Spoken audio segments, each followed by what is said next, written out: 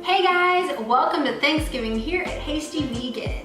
So Thanksgiving is about 2 weeks away, and I'm here to help you if you have trouble navigating this holiday or you just don't know what to eat. What do we eat? What do we eat when we're around our family, when we're around other non-vegans, but we really want to enjoy this day?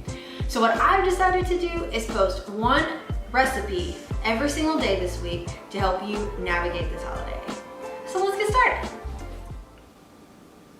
Today's recipe is actually my mom's recipe, her green bean casserole, which is her original recipe that we're going to veganize.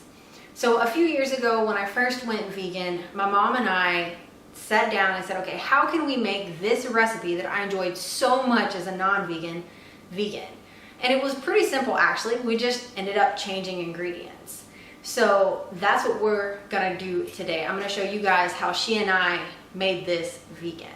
And so the first thing that we're gonna do is we're gonna start with our cheese sauce, if you will. Also, I do not have a link. I have the traditional handwrite down mama's recipe. And so I will put this below so that you guys can follow along.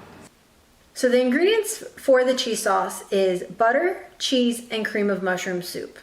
Obviously, we're going to be using vegan versions of these. So I've got the Country Crock plant-based butter with almond oil. We've got the Imagine Portobello Mushroom Creamy Soup.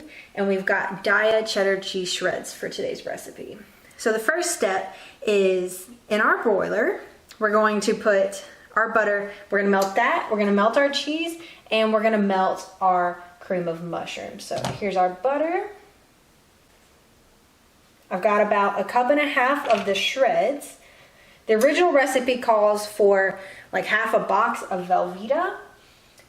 And so I have done 1.5 cups of these shreds. And then the original recipe calls for 1/2 can of cream of mushroom soup. Since this isn't as creamy, I'm doing 8 ounces of this mushroom soup. And we're just gonna let that melt down.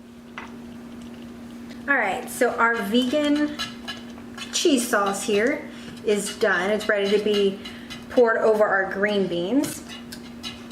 And so as you can see, the consistency here is slightly different than if you were using Velveeta cheese or a non-vegan cheese, but it is all melted, and that's what you want to see.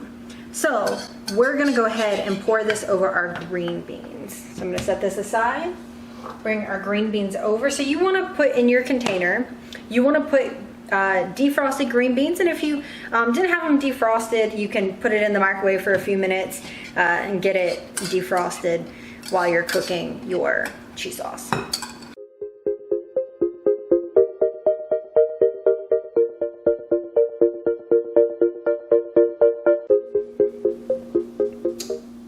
Now that we have our green beans covered with our cheese sauce, I'm gonna cover it with aluminum foil and I'm gonna put it in the oven for 20 minutes at 400 degrees.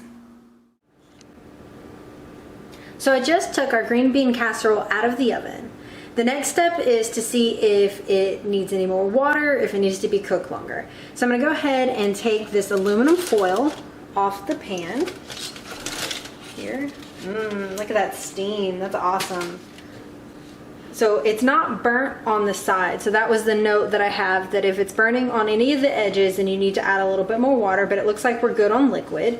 So I just want to taste a bean to see if the bean is cooked. If it's cooked through, then we can move to the next step of putting the Ritz crackers and the onions on top to give it that crunch, or we put it back in the oven for a little bit longer. So let me go ahead and taste and see how this is going.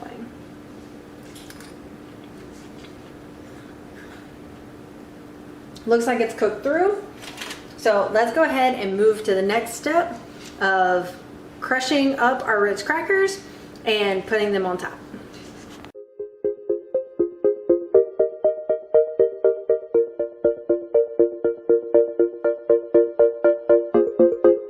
Guys, look at it. We just took it out of the oven. It looks like the French onions got a little bit darker than they originally were, and the Ritz are just toasted kind of a golden brown. Of course, if you want it any darker, you can put it in the oven at broil and let it broil. But watch it really closely whenever you broil. You don't want it to burn. And so I'm just gonna let this cool down for a few minutes, and then I'm gonna plate it up, and then we're gonna taste test. All right, so we're plated. Let's take that taste.